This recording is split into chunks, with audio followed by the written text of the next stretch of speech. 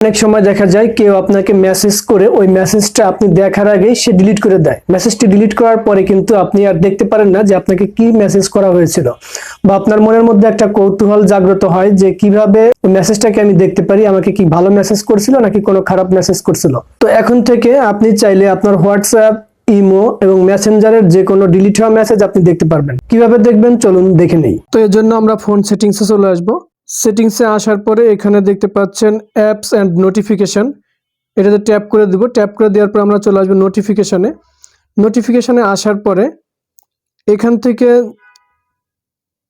আপনি যদি হোয়াটসঅ্যাপের মেসেজ দেখতে চান তাহলে হোয়াটসঅ্যাপের নোটিফিকেশনটা অন করতে হবে। একইভাবে আপনাকে ইমো এবং মেসেঞ্জারের নোটিফিকেশনটাও অন করতে হবে।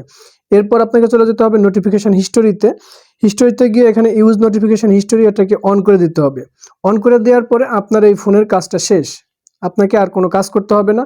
এখন আপনাকে কেউ একজন একটা মেসেজ করলো, দেখতে পাচ্ছেন যে হোয়াটসঅ্যাপে কেউ আমাকে একটা মেসেজ করছে। এখন এই মেসেজটাকে আমি ডিলিট করে দিব।